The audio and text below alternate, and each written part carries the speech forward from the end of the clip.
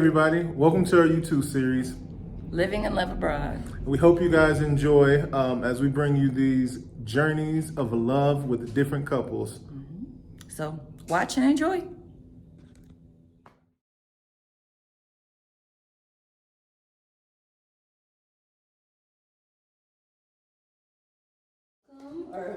Thank you for inviting us to your home.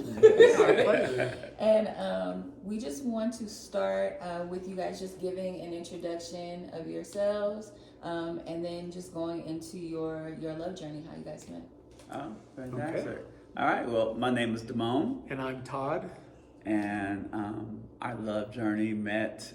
We started 22 years ago. Right. Oh, And of all places, we met at a freaking bar. The place I said I would never meet anyone. Yes, I mean, that was not even supposed to happen that way. A bar is a place to go and hang out and hook up, basically. And so I remember distinctly walking into the bar and seeing Todd, but he was with some other person Who's a friend. who's a friend of his, and I didn't know that they were friends, but that particular person, I was just kind of like, he's hanging out with him. I don't think I really like that.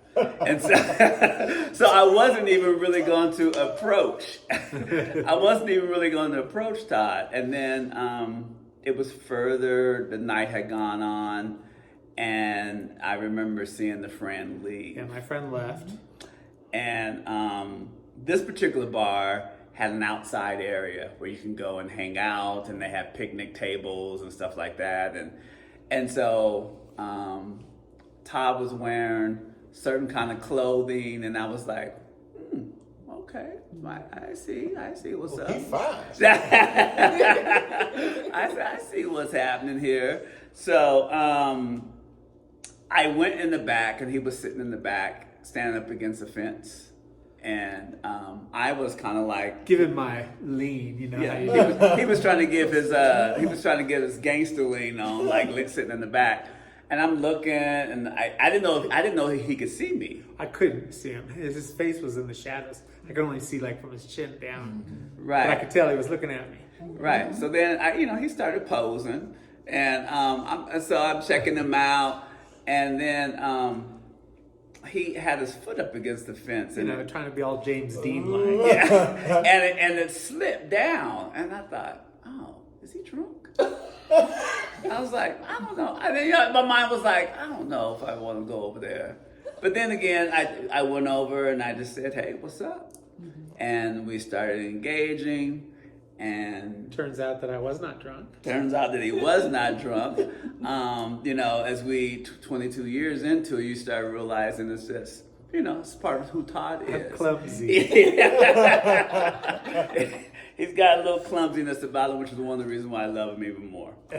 And so Todd likes to say that I was the one night stand that never went away. So what happened is that So true. that night happened, and then I was not even looking for a relationship, and neither were you. Yeah, neither was Todd. And so That's when it happens, they say. yeah, and so time just kind of went on, and I remember going home and telling my friend I met this guy, and and we were just kind of going on about. I think we exchanged numbers and stuff, but there was, as they say, there was something about the kiss. There was something about the kiss that kept me kind of like, who is this guy? And so, did you call me first? I did. Okay. Because I had a date with somebody the following weekend out in San Francisco, and I went, and it was a terrible disaster. And I was at my friend's house talking about it, and I said, "Yeah, I'm done, with this whole dating thing." But I said, I met this person last week, and I said, he was really kind of cool. He's different, and I had a really good vibe with him. And so I called him from my friend Daryl's house and just said, hey, you want to get together again? He's like, sure. And And that was 22 years ago. Right. History. Yeah, and even through that journey of dating, we both kind of went in very casual about it. It wasn't like we immediately like, oh, let's date. Because I had just gotten out of a relationship, and Todd had just gotten out of a relationship, and I was just trying to like, okay, let me just have a good time. Now I'm gonna tell on him for a second because Yes. here you say we're taking our time, but I gave him my house key as a gift 4 months into the relationship, and the first thing out of his mouth was, "What took so long?" That was serious. Yeah, and so it was Todd. I think Todd got there before me. When I say before me, it wasn't like I was not interested, because I totally was. But as I got to know have the him, ability. Todd he's a Cancer, and Yeah. a lot of Cancer. Todd is like a homebody and wants to Be in a relationship. He wants to be in a relationship and settle down and do these things. And so it wasn't that I was not into it at all. It's just that I remember having a conversation. We were walking in the park, and you were like, okay, so we've been doing this now for like 7, 8 months. I'm like, what's gonna go on here? What's gonna go on here? I'm not into dating multiple people. Yeah, and so I almost missed out on the opportunity. Basically, he was always someone that I was like, oh, I could have a relationship with. But we bring baggage with us when we come from other relationship, and I had some hurtness from my other relationship, and so I was a little bit more reluctant. Yeah. I was a little bit more hard, and I can see that he was willing to go all in, and once I kind of let my guard down and just say, yeah, I could do this. And then I just squeezed on it. And so I think that was because the goal I had, we put these things in our heads about like what we need to have and what we want to have. And I thought, I need to be single for a whole year, and I think we lasted 9 months. Maybe. Yeah, it was about like maybe 9 months. Who proposed first? Well, That was a funny story. Well, the proposal couldn't even happen when we were dating. Yeah. Because it wasn't even legal. It wasn't legal. And Yeah. then they made it legal for a hot minute, but there was no benefit, we got no special rights, none of the rights that straight couples get when Right. we get married. We And still had to file separately and do all that. So we said, okay, well, let's just not even bother with it then. And then they took marriage equality away. And then like 2 years later, they brought it back again. Right. And that's when I said, okay, let's do it. Because with it, the rights came. Right. Because neither one of us wanted to get married unless, can we? Because we had to when we were separate. I mean, when we didn't have marriage equality, we had to file our taxes separately and claim half of his. Claim half of his income on top of mine. So we were getting Screwed. Yeah, our financial consultant said we need to break up Oh, wow. for financial Yeah, reasons. for just, And wow. so anyway, when they started legalizing marriage, Todd, If you tell can the call this a story. proposal, then you got to realize. Let's see, We were like, we met in we're 2002. Yeah, so we're 11 years married now. We're laying in bed. I was on my iPad reading. He was on his iPad reading, and I was just looking at the courts, and I said, "You want to get married next Tuesday?" Because it was our anniversary. I said, "Do you want to get married?" And he's like, "Sure."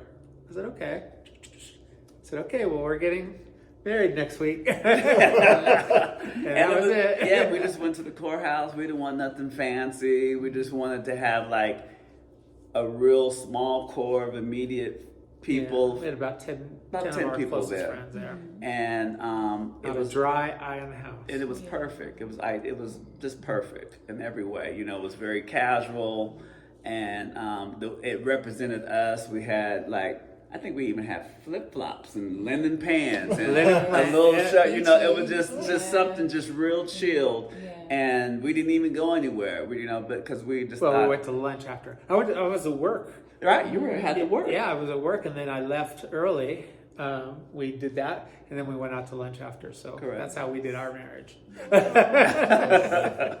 It's a great love journey. It's a great love journey. It is. Okay. So, what inspired you both to make the leap and move abroad as a couple?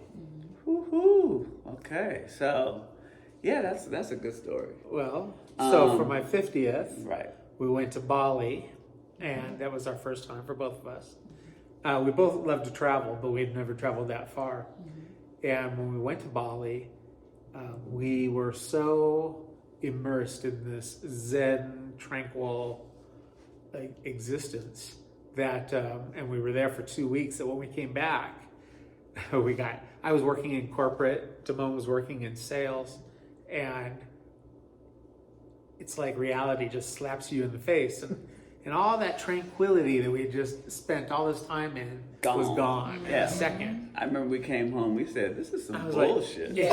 I was like, it just like- felt so good for Everyone this. knows that when they travel abroad. It was like 2 weeks. We didn't have any care in the world. Yeah, it it just was felt so so good. wonderful. And he had thousands of emails, Oh. and I had thousands. Had to meet up with these meetings, and we were like, "How can we? You know what? How can we capture that? How can we get back to that feeling? Yes." And it was just one of those thoughts that came in our heads, and we both went, "Oh, that would have been nice." It'd And be then nice if we could. And then we just went on back to work. And we just went back to work like that can't happen. It's not gonna happen. Then we started watching House Hunters International, Yes, Lord. and I was like, "These people are doing it. They're living abroad on money that we could do." And so I told him, I'm like, "We could do this." And at first he's like, "No." Yeah, no." I was like, I don't know. Todd planted the seed, and I was like, I don't know. And I think a lot of it had to do with fear because, you just of the unknown. You just don't know. There was a lot. We gave up everything. We sold Yeah. our house. We sold our cars. We sold everything. We don't have anything Right. of that existence. And so we were the Joneses. We were keeping up with the Joneses, and we gave it all up to do this. And so we had to both be sure that that was what we wanted to do, and Right. to do it together. And that's the key thing. You have two people both have to be in sync with that. And I remember when we decided to do it, we were like, well, if we can do this, we would have to sell our house first. And we were praying about it. We were asking the universe about it. We were like, okay, if we can need a do this, sign. if we need a sign to say that we're on the right path to go and do this. And so we put our house on the market on Thursday. And our realtor at the time was like, that's too much money. And So we you're were gonna price yourself out of the market. we were studying to become realtors, and we were going to start our own business because Todd's a designer by trade. I mean, he has that. Okay. And I was in sales, and I thought, okay, let's do this business. And we had taken the test to become realtors, and it was this last minute thing where we just thought, you know what, let's see what we can do with this house. if we can do it. And we put the house on the market on Thursday. By Sunday, we had $10,000 over asking price. Wow. And we looked at each other I and was said, like, well, there's the sign. there's the sign. And so we had 30 days to sell everything and yeah. be out of the house. And so we did a journey where we decided to go travel. We thought we could do two things at once. We can go travel the world and then try to find a place that we could actually call home. And so that was the start of our living abroad. And our first country was Costa Rica. Costa Rica. Man. Yeah. Nice. Tell us about Costa Rica. Yeah. Oh, man. Well, I can tell you this. It was our very first trip. Now, we've been to 28 countries doing this, but it was the very first country we went to. And I told Damon, full stop, period. I don't want to go any further. I said, Yeah, but I love it here. we got there, and it was like 30 days in. He's like, I don't want to go Yeah, anywhere. I said, we I don't was have like, to go anywhere wait a minute. I thought that was There's the whole something about plan. having howler monkeys in the trees above you and toucans over here. I mean, So- we were just in the jungle living this great life, and it was magnificent. Yeah, and so we kind of got past that as far as like we stayed there for 90 days. And I was like, come on, we said we were going to go travel the world and see what else is out there. And I was like, And we had a really good introduction to Costa Rica. We made some wonderful friends and met a lot of people, Who and we're still friends with today. they really kind of took us in and really showed us around Costa Rica. So Costa Rica is still dear to our hearts, but we decided to kind of keep on moving, and we're so glad we did, because we got a chance to experience memories that we could never.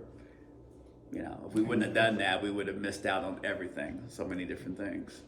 How many countries did you visit, or places did you visit before you found San Miguel? That's a good one. 28 countries. 28 countries. So, Well, I guess 27, because Mexico 27. was our 28. yeah, because Mexico was not even on our radar because we're from California. Yeah, and it's like our neighbors. Mexico is our next door neighbor. So Yeah, and so I don't even really think of it as international. right. We came to Mexico in 2019, and then we had actually what ended up happening is that we knew somebody who told us about San Miguel. If you ever get to Mexico, go to San Miguel. San Miguel. And the other truth of it is that, believe it or not, we were running out of space on our passports. Yeah, our passports were full, but we didn't want to go back home. Yeah, so to go fill up another one. Right, and so to we were get a like, new one. where can we go for like one stamp that's going to let us stay for a long time? And Now Mexico it's came, Mexico. and so we got a stamp for Mexico for 180 days. And we thought, let's come to Mexico. Let's just travel around Mexico for 6 months. Let's go check out places. So we stopped in San Miguel for 60 days. We did PV for 30 days. We did Puerto Vallarta. Puerto Vallarta, yeah, thank you. And then we did Playa del Carmen for 60 days. And we went to Bacalar, and then we went to Merida. And there was something that really rung true to us about San Miguel. Oh, it just was. And it checked off a lot of our boxes of captivating. things because it just had everything that we were looking for. It was a walkable place. It was very easy to get around. Rich in culture. Yes. And so, because it was a toss-up between Costa Rica and Mexico. But we decided on Mexico because we felt like Costa Rica was beautiful and they had the landscape, but Mexico had the culture and the richness And the beautiful people. They're just so loving and kind. And not to say that Costa Rica didn't have beautiful people. That's not what we're saying. The Tico people are fantastic. Yes. But it was just something, in Costa Rica you needed a car, you couldn't get around. So then these are all the things that we wanted. We wanted to have a place where you didn't need a car. We wanted to be able to walk everywhere. In Costa Rica you can't do that. Right. You have to have a car. And so Mexico won out. And so we've been here now. Now we're residents. Yeah. Crazy. So, in moving abroad, can you share any doubts or fears that you had before moving abroad? Yeah. We did have some, I think it was just really Money was a fear. yeah, because you're always concerned about money. You're just worried right? about, are we going to be able to do this? Yeah, is this going to be sustainable? Because It took about 3 months for that fear to go away. yeah, I mean, because we retired early, and there's that fear of like, oh my goodness, can we do this? Can we sustain this? And then also what was fearful is, it was fearful and exciting. That was the whole thing about every time we got on the plane to go to a different country, you have this angst about landing and, oh my God, how's it going to be? It's going to be new. We don't know the language. We don't know the people. And that's all part of the excitement, right? Yeah. And so we had that fear about the language. We had the fear about, are we going to fit in? And Mexico they were fabulous. They just welcomed us with open arms. They sure did. Yeah, they just said, come on in. In the decision to move abroad, how did your families react to that news? I'll let you tell that story first, your family. Well, my family was great. They were like, wow, that sounds fun. All right, good job. Damon's family was another deal. My family was a little bit more challenging because I have a close-knit family. There's five of us all together, and both my parents are still alive. And believe it, so if they're going to watch this, they're going to get the truth. We had to lie to them. They had no idea that we were thinking about going to live abroad. We had to tell my family that we were going to go We're travel gonna do the this for world 3 for years. 3 years, and we were going to come back. Wow. Because my parents are older, and we didn't feel like they could handle that. Hold on, what year was that? That was in 2017. Well, we left in 2017. Yeah, so we sold our house in 2016. Yeah, so we told them that this is what we wanted to do, and everyone in my family thought we were crazy. Oh my God. They thought, "Oh my God, what's the matter?" And they and they cried, and my sisters were just like, boo-hooing. you would have thought I told them I had some type of illness. Yeah. But it was something that we had thought about, and we had done homework on, and we were just really ready to see what was out there. And so, And to say that we were only going to do 3 years didn't seem outrageous, Right. because we really didn't know. Right. We were scared to try this new thing. We didn't know if we'd be back in California again and what. So it was kind of a lie, but it really wasn't, because we Right. didn't know. And now we didn't even have to tell them the truth now, because 7 it's years. been 7 years since we've been living in California. They Since we know haven't we're lived in not coming back. California. Yeah, my sisters now have said, "You're not not coming coming back, are you?" And we're like, "No, we ain't coming back." Never. Let's see. Quick interruption. We hope that you're enjoying the video, but we just want to remind you to Please like, subscribe, and share. And hit that notification button so you know about all the new content when it comes out. All right, back to the video. How have you found supportive communities or networks here in Mexico? Well, I would say we have found a great community of support here in Mexico. Absolutely. The expats that we have met here, we live in the Colonia San Antonio here in Guadalupe, I don't think so, in San Miguel. And they're like family to us. I mean, we were out last night at one of our friends' house. We're going out, we're playing games with our next door neighbor tonight. We've got a Super Bowl party coming up. It's just, Yes, and it's so easy here in San Miguel, and I kind of contribute that to, because to move abroad, it takes a special person. Not everybody can do it. no. And so you already have something similar. So all the people that we have met, I'm not even kidding, we either met at a restaurant, or we met at a coffee shop, or we met on the street. And they have become like dear friends of ours. And so there's also communities that we are a part of. We associate with certain communities. And we sometimes attend some meetings and stuff that they might have. But for the most part, a lot of our friends and stuff, it's all happened very organic. And it has happened just us introducing people. How we're sitting in this house right now, it happened because we met some friends at a restaurant. Yeah, the house that we were renting in, we would have never had access to, but we started a conversation with 2 strangers in a restaurant, and a couple months later, we're in this house. So God works in mysterious ways. Yeah, that's amazing. And we echo those sentiments too. It's been so easy and organic to just meet people here. Right. Like never had anything like that. Because you wouldn't do that in the States. No, You you wouldn't don't do to that. yourself, and Yes, you're and just you don't speak to people and hang out with people at a restaurant. Right. That's just something you don't You're thinking do. like, what's their angle? Right. Why are you talking to me? Yeah, why are you talking to me? Yeah, exactly. In what ways has living abroad enriched your understanding of other backgrounds and cultures?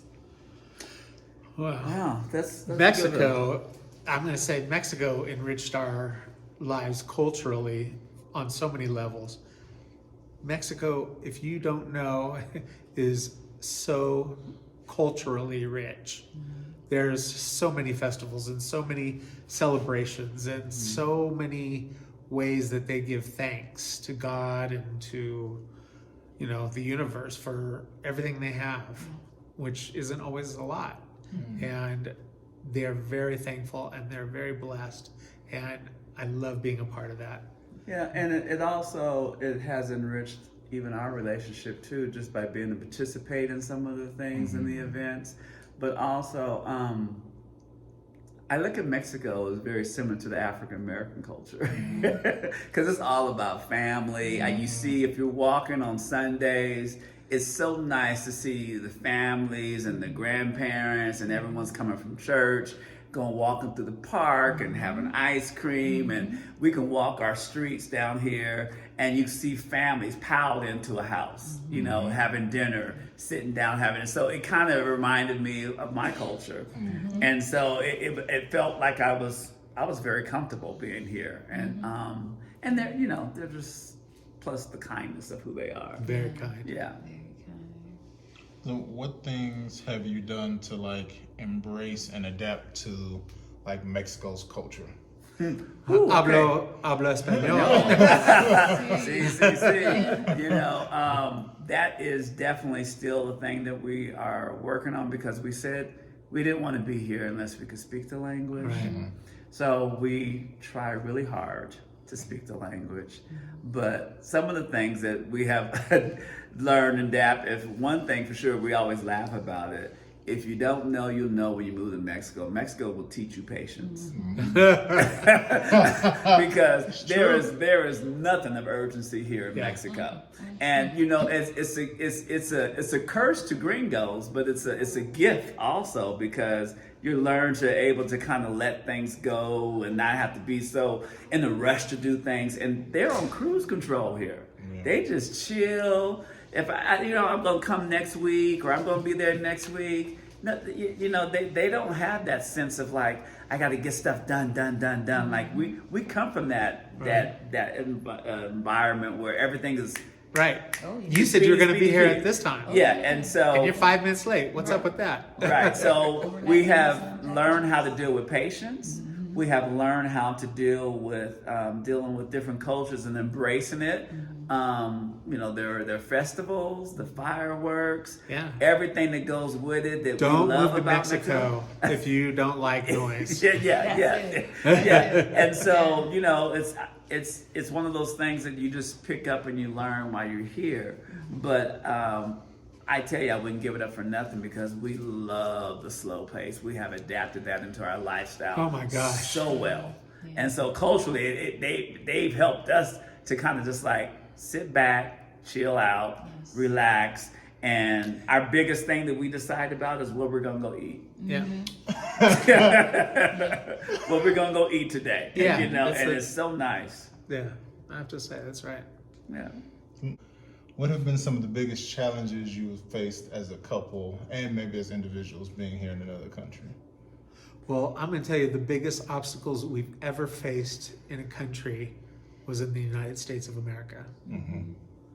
We have not faced 1 ounce of problem outside of the U.S. As far as us as being an a interracial couple. gay couple. Yeah, I mean that was a big fear of ours, and maybe more so.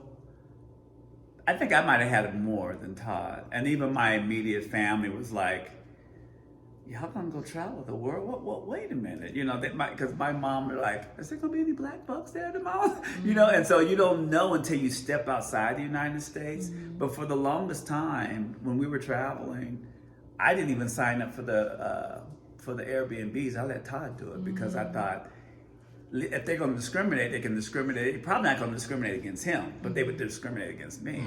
And so it took me a while to kind of like go, hey, you know what? No one has given us any flack about who we are. And I'm dealing off of stuff that's from the United States. Yeah, it wasn't, I mean, we don't ever receive it outside the U.S. I mean, yeah, outside the U.S. But when we went back home, I don't know, was it 3 years ago? We got hit with the Karen, what are you doing in this neighborhood? That type of thing. Yeah, we've never experienced any of that in the other countries. We had that other situation that we had. Actually, what other countries have in Indonesia, we had a tour guide. And he wasn't putting the pieces together. Oh. And he was like wanting to take us to the clubs where To you the know, titty bar. yeah, all these places. And so we were like, after like the second or third day, we were like, I said, Todd, we're gonna have to tell them what's up, you know. And the most magical thing happened. We said, Wendy, you know we're a couple, right? And he goes, oh, no problem. I said, is that going to interfere with the rest of our time? He says, no, brother. He goes, love is love. Now, this is clear across the world in Bali, Indonesia. To the other side of the world. That's beautiful. And he was like, no, I teach my whole time, my kids, love is love. He goes, no problem. They are our family to this day. Wow. To this day. We met them when I was 50. I'm 59 this year. So, yeah, 9 years. Yes, yeah. And so the obstacle, yeah, it's we've had nothing but great experiences being in different countries. Nice. How have your long-term goals and aspirations shifted since moving abroad? I don't know if they shifted, have they? Well, our long-term long-term goals didn't include living abroad. I think when we talked about looking into the future. So all of this is kind of new. We've only been at it 7 years. So we're still, I guess, forming our long-term goals, and they're wonderful. Well, and I think also too is that we part of it was finding a place to stay and live as we have retired, and I'm gonna just kind of go off on a tangent for a second, just because I never ever saw this in my life. I would have never thought that someone growing up in the neighborhood that was predominantly Black and Mexican, that I would be living abroad. That was something that was nobody in my neighborhood was talking about countries, other countries. And I remember being a kid, I didn't even want to know where the other countries were on the map, because I was thinking, what do I need to know that for? Because I'm not going to ever experience that. And so full circle now, here I am, 28 countries later, and now we have we got goals of living abroad and being in living in Mexico, and I never first saw this coming, ever. And so, and I couldn't have been doing it with a better person. So, yeah. So how do you envision your future together as a couple? Well, I mean, I tell him all the time that I'm going to kill him if he ever leaves me. So. Same sentiments. Yeah, I mean, 22 years in, it's, I know for a fact it's really nice when you can find somebody that you can, you don't have any doubt if that person loves you unconditionally. Not everybody can get that. And so between both of us, there's so many things that happen that we're so in sync.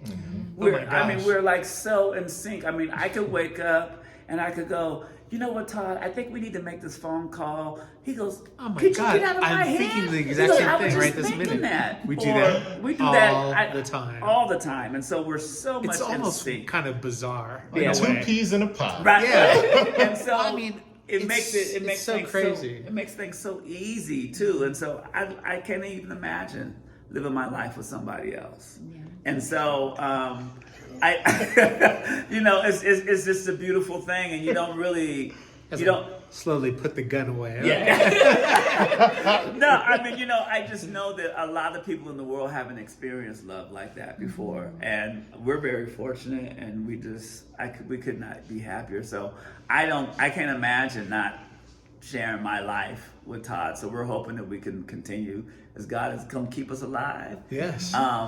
We would continue to keep being adventurous. We would continue to keep traveling. We would continue to keep learning new things together and going to different countries. Exactly. What advice would you give to other couples considering a similar journey of love and adventure abroad? Oh boy.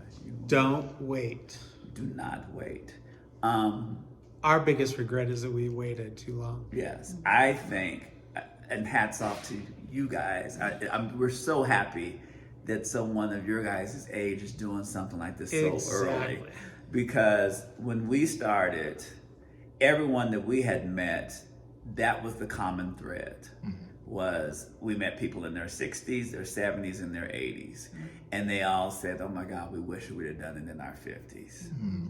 And don't miss out on the blessings. Just do it. If you're thinking about it, if you can do it, if you can make it happen, just make it happen. Put the fear aside. Yes, because it all works out. It certainly does.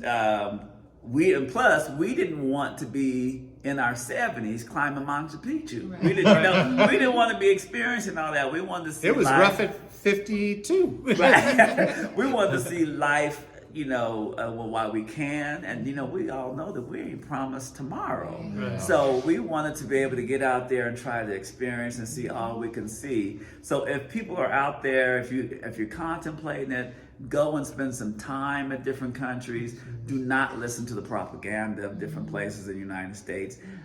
We were told if we were to stop going to different countries because of what people say, like, "Oh, don't go to that country because this country's this," or "Don't go to that country because this country's this." Full of cartel. We would have missed out on so many opportunities. Who would have? We went to South Korea and loved it. Right. And so, don't pay attention to people. Just do your thing. If your and get out heart, there. if your heart has that desire, follow it. Right. And then you'll know when you get there. You'll be like, "This is so for me," or "This isn't right." Right, because the worst thing can happen. You just go back. Yeah. Just go back. But thank goodness we ain't going back, and we didn't have to go back. So Right. I mean, and with that too, we try to we like to, as they say, be ambassadors of goodwill and traveling. Ambassadors and of the United States, because we get a bad rap. we do. We've encountered going to many countries. We get a bad have rap. found that they have a very dim view on Americans because, as Americans, we're selfish, very greedy. As a Parisian person told me, Americans, it's all about me, me, me. Look at me. And it's that's hard to hear, but it's true. Some of it's true. It We've fits, seen it it fits the firsthand, bill. yeah. So we try to break all those molds, and we've made a lot of friends who are foreigners, and they've all said the same thing. "Oh wow, you're not like the Americans I thought," And so that's good. I like feeling like maybe we're changing those thoughts. Right. So, but get out there and just do it. Do not be fearful of anything. That would be our advice to people, and just take a step.